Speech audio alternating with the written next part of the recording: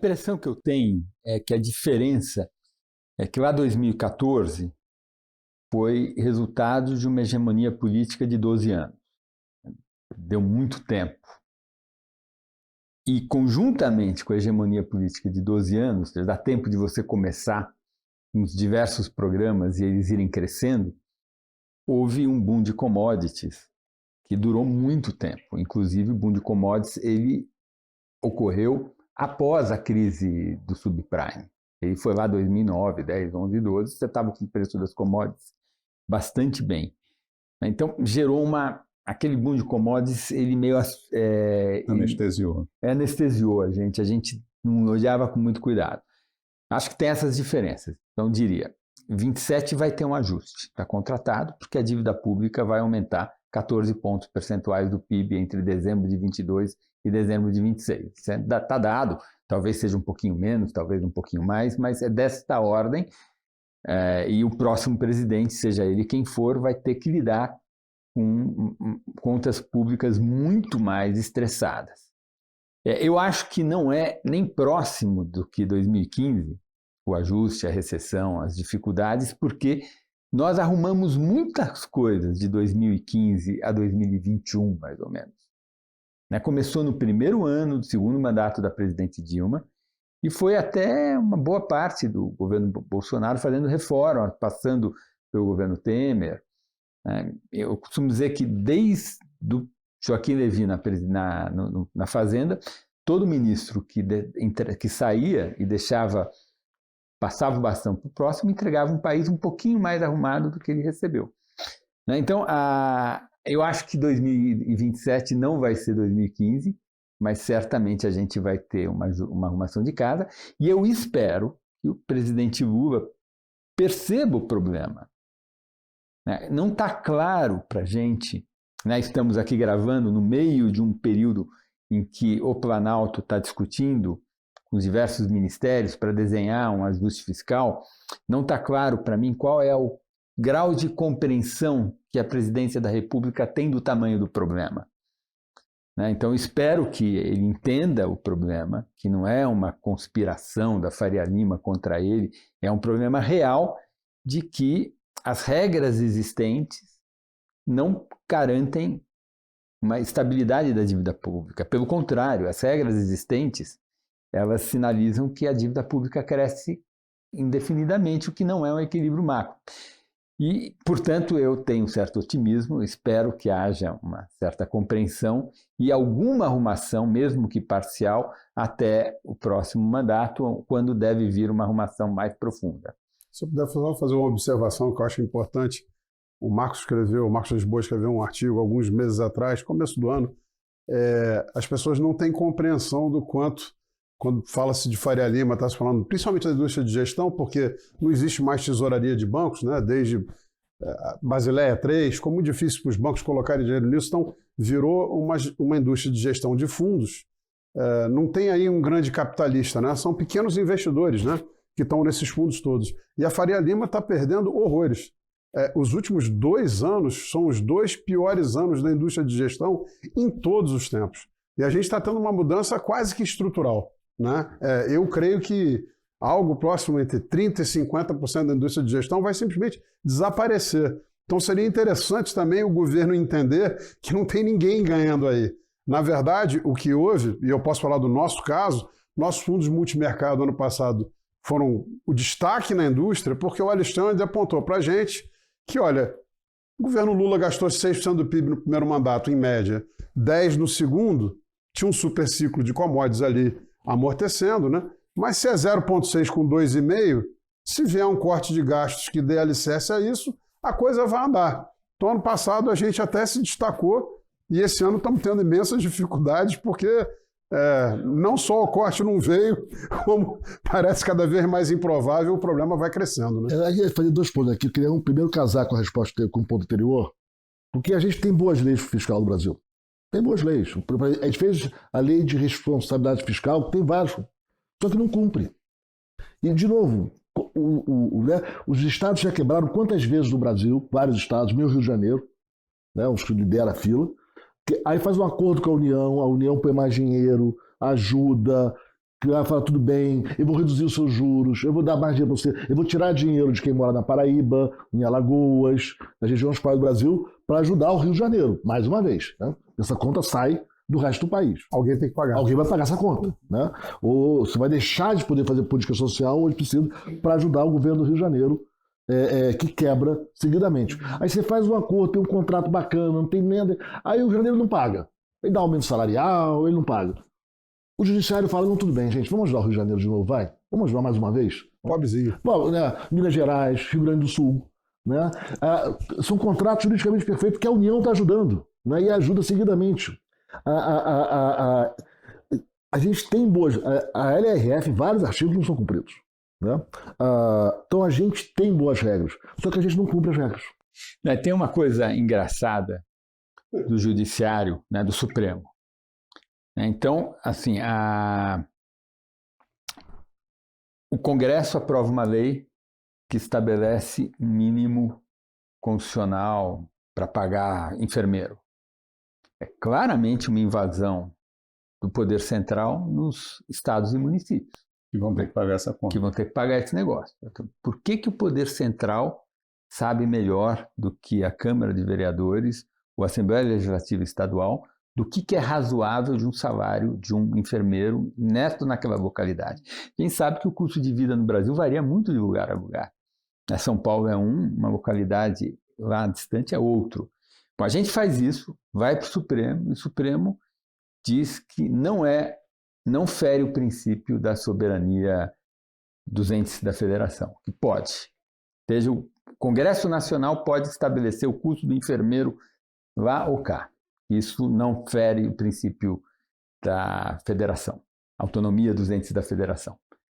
Bem, aí você tem um Estado que faz um contrato com a União de renegociação de dívida. Esse contrato é um contrato em que a origem dele é porque a União assumiu uma dívida que não era dela, que era do Estado, e a contrapartida foi o Estado se enquadrar nos parâmetros estabelecidos pela Lei de Responsabilidade Fiscal. Um deles é o limite de gasto com os servidores.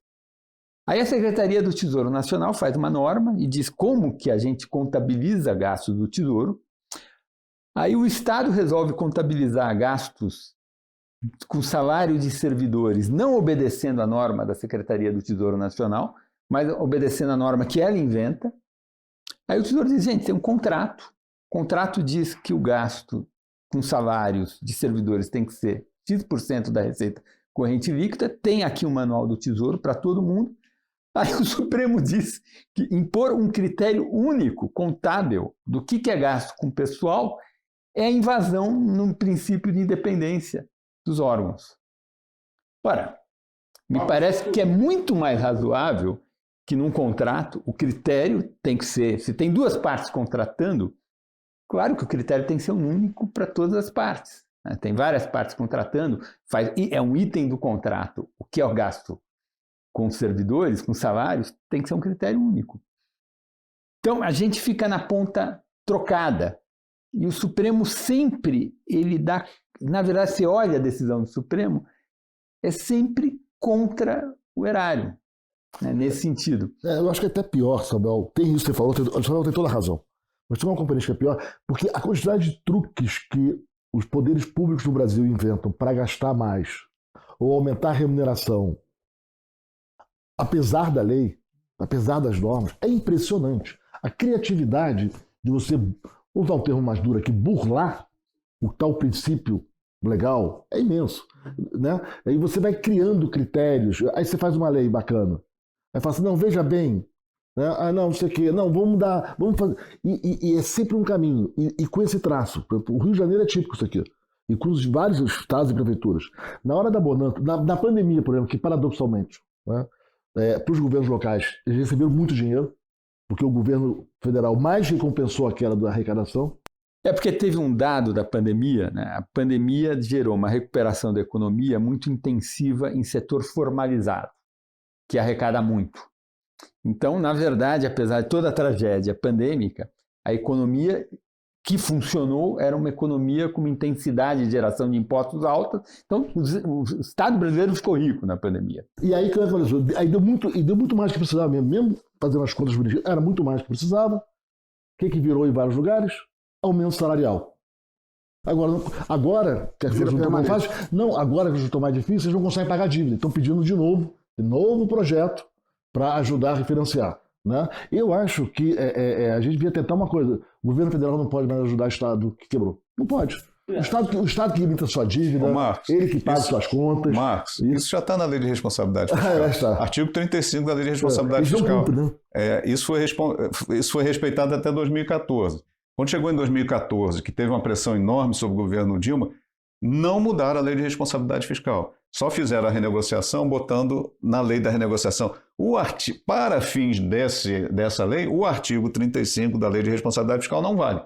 Aí aprenderam a tecnologia. O artigo lá proibindo a renegociação continua, mas todas as renegociações vêm com essa cláusula, para fins dessa renegociação. Essas renegociações são por meio de lei ordinária? Não, lei complementar, que é igual à Lei de Responsabilidade Fiscal.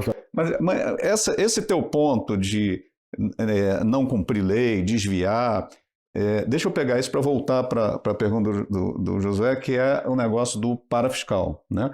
O parafiscal nada mais é do que encontrar caminhos para gastar ou continuar endividando o Estado sem esbarrar nas restrições legais. Então, o que me parece é o seguinte: fizeram o arcabouço fiscal e falaram assim, nós vamos entregar o arcabouço fiscal. Nós vamos entregar isso aí. Aí a palavra de ordem, me parece que dentro do Ministério da Fazenda, do Ministério do Planejamento, tudo que não bater no resultado primário está valendo. Então, aquelas manobras que inventaram lá atrás começam a reaparecer, né? Aí a pergunta do Josué vai ser tão intenso quanto lá? Aí o Samuel já respondeu, olha, não, porque lá não deu tempo, eles tiveram tempo. Tem outra coisa, naquela época pegou a sociedade de surpresa. Hoje as pessoas já aprenderam, que começa a aumentar a carteira de crédito do BNDES, o pessoal já começa a olhar, peraí, tem alguma coisa complicada. Então, a vigilância da sociedade está mais forte, né? Mas, a despeito da vigilância da sociedade, aprovou-se uma coisa chamada Programa Pé de Meia, que é uma bolsa de estudo para estudantes do ensino médio, que é claramente uma política pública que tinha que estar dentro do orçamento, certo? Não está dentro do orçamento. Criaram um fundo privado, tá? Fora do orçamento. Aí, para não impactar as contas de 2024, capitalizaram esse fundo privado em 2023. 2023 não tinha arcabouço, podia ter lá o em 2023 a gente estava lidando com a herança maldita do Paulo Guedes, então podia gastar mistura na herança maldita esses 100 bilhões e bota lá dentro. Aí fica pagando a bolsa por fora do orçamento. Aí agora em 2024 pegaram dinheiro de um outro fundo que estava sobrando FIES e botaram mais 6 bilhões nessa bolsa do ensino médio. Já tem 12 bilhões lá, é uma despesa de aproximadamente 6 bilhões por ano, correndo completamente fora do orçamento, ninguém consegue saber quanto é. Eu consegui achar um demonstrativo da Caixa Econômica, que é quem administra o programa, e já tiraram do ar esse negócio. A Caixa, já saiu uma notícia que a Caixa tirou do ar esse demonstrativo. Aí criaram uma outra coisa agora, tem vários, né? Eu tenho uma apresentação sobre isso que eu levo uns 40 minutos para mostrar todos os mecanismos parafiscais que existem, mas só para dar um exemplo. Você pega o Fundo da Aviação Civil. O Fundo da Aviação Civil tem lá receitas vinculadas a ele, de outorga, de aeroporto, tal, que ele só pode gastar em determinadas despesas primárias. Isso, em geral, ele não gasta, entra lá 4 bilhões por ano, ele gasta 100 milhões, e de tempos em tempos o governo vai lá, desvincula e usa aquilo para pagar dívida, né? Aí inventaram um outro caminho. Não, vem cá, em vez de gastar só com essa despesa primária aqui, pode fazer uma despesa financeira, que é mandar o dinheiro para o BNDES, para o BNDES fazer empréstimo para as empresas aéreas, né? Na hora que ele faz esse empréstimo, essa despesa financeira, isso não é despesa primária. Não bate lá, você cumpre o arcabouço direitinho, só que o dinheiro está indo para o BNDES, está aumentando o crédito público, tem subsídio dentro disso, vai ter má alocação de capital com a concessão desses empréstimos, e vários mecanismos estão sendo criados nesse mecanismo. Tem, assim, pelo menos umas 4 modalidades em que encontraram um jeito de sair dinheiro do orçamento sem impactar o primário e esse dinheiro ir batendo no BNDES. Tá? O que isso vai fazer? Isso vai aumentar o lucro do BNDES e o BNDES vai pagar dividendos para o Tesouro, que vai entrar como receita primária, né? Então, a tecnologia é muito parecida com aquela lá de 2014, 2015, só que ainda está em menor escala. Por quê? Porque não deu tempo ainda, né? mas já tira a credibilidade da coisa. E fica claro que não há interesse em controlar a dívida pública, há interesse de apresentar para o mercado, para a sociedade, um número de resultado primário. Agora, isso está perdendo relevância, esse número, porque quando você começa a criar canais paralelos... Eu vou só complementar aqui, José. Eu acompanho esse debate de política fiscal há uns 20 anos, graças ao Marcos, que me levou lá para a Fazenda. E eu posso, assim, atestar uma coisa, assim, tem sido o meu ganha-pão de lá para cá, né, graças a Deus. Mas, assim, uma coisa é fato, assim, respondendo a ti diretamente. Essa apresentação do Marcos Mendes, ela é brilhante, assim, tem todas as iniciativas parafiscais, mas eu acho que no contexto institucional que a gente vive agora, no contexto de conhecimento, nunca nesses 20 anos a gente tem um conhecimento de as pessoas falando algo consistente de política fiscal como agora. Nunca. Tem pessoas como Marcos Mendes no mercado que fala dentro do mercado financeiro em várias casas e vários economistas-chefes de banco aí que conhecem de política fiscal num detalhe.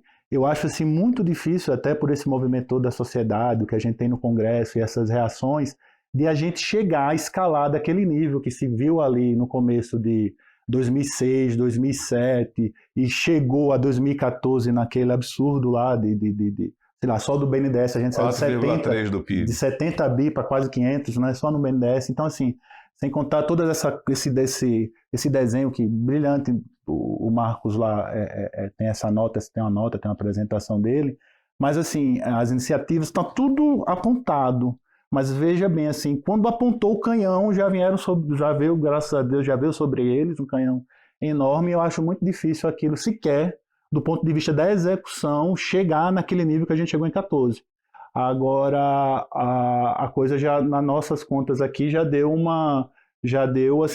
tem um vetor bem diferente do que existia. Um vetor e a mentalidade, o que é pior, né? Os princípios, as ideias, elas são completamente diferentes do que tinha até 2022. Nisso aí eu concordo 100% com o Marcos.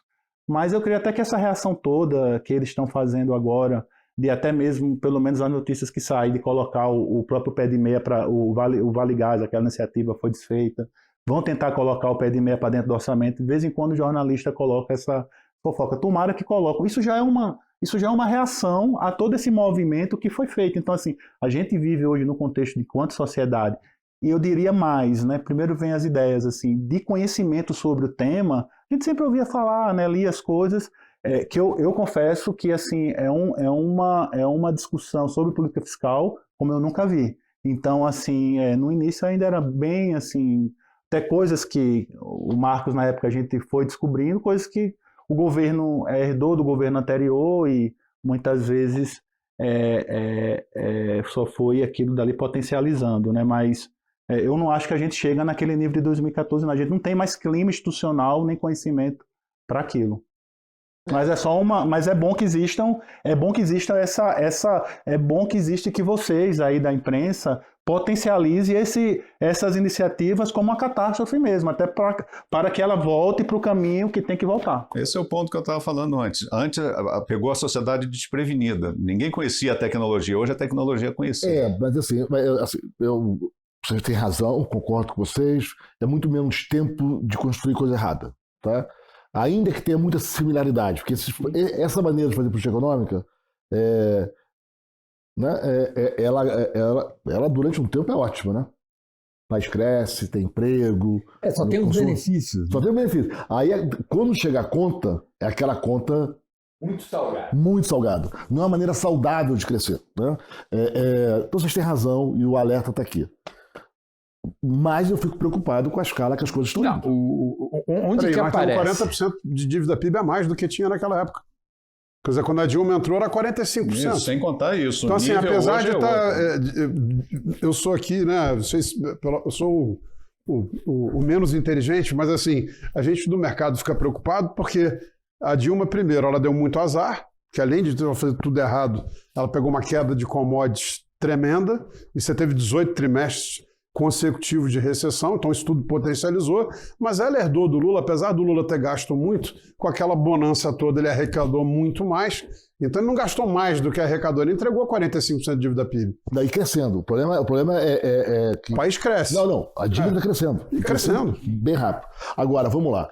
Primeiro, o Lula entregou uma quantidade de projetos que fracassou, porque não é que eu fiz uma política de subsídio ao investimento, peguei muito dinheiro que eu tenho, em vez de cuidar dos mais pobres, política social, infraestrutura, eu peguei um caminhão desse dinheiro, não foi pouco, e fui dando para empresas privadas. Falei assim, olha, gastou, dinheiro público, é benefício privado, mas pelo menos o investimento foi bem sucedido, as empresas cresceram, ficaram saudáveis, gerando emprego. Não, os projetos fracassaram. Não é que você gastou muito, sabe, que você criticava Você jogou dinheiro Portugal, fora. criticar Portugal, que recebeu muito dinheiro e fez muitas estradas. As estradas em Portugal são, né, espetaculares. Né? Que desperdício, porque é tanta estrada, não precisava de tanto.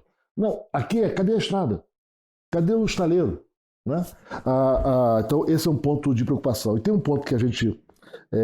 e vamos lembrar que em 13, comecinho de 13, a gente alertando que tinha uma nuvem chegando, as pessoas faziam piada, né?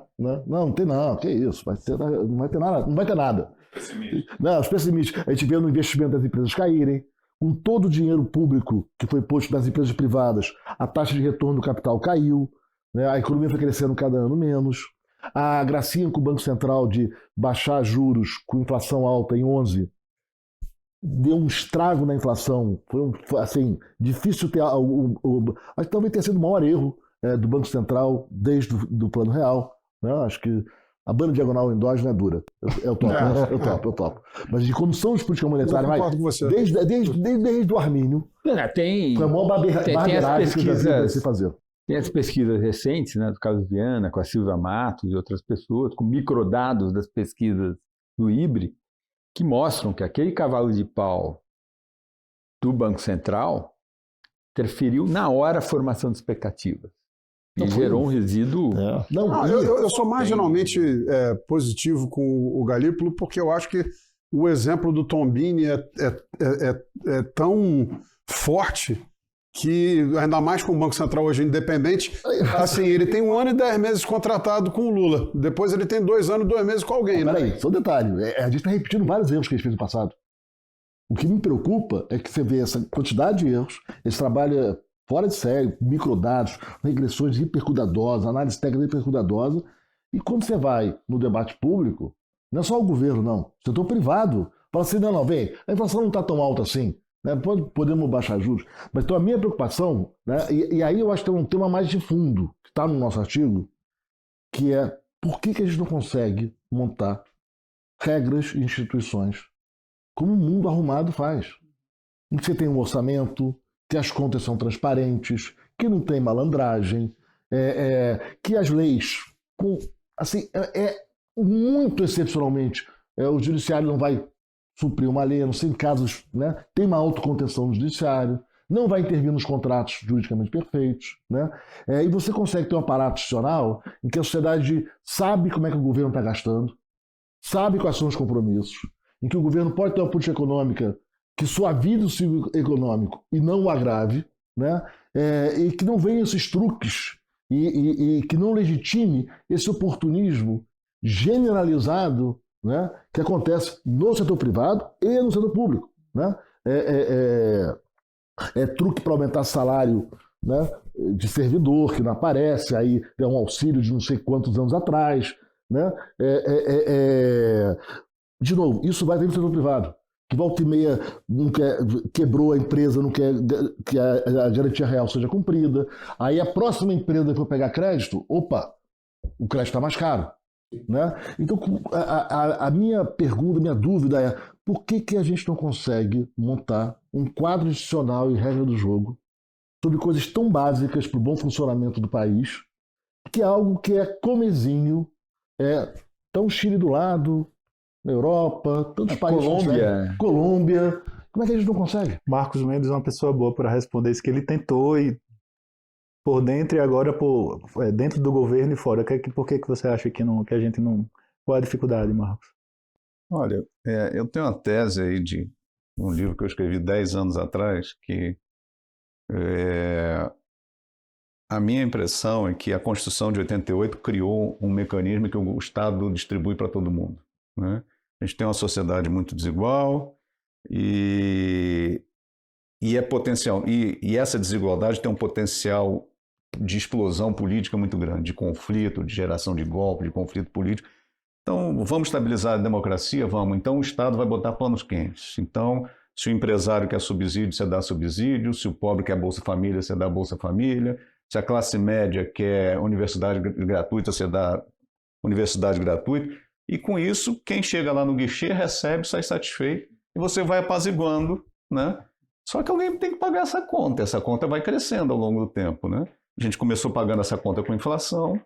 Aí não deu mais porque veio o Plano Real, a coisa se tornou-se disfuncional. Aí você começou a pagar com o aumento da carga tributária. A carga tributária foi de 20% para 30 e tantos % do PIB. Já não dá mais. Aí você começou a pagar subindo a dívida pública. É o estado em que a gente está agora. Só que a dívida pública, em algum momento...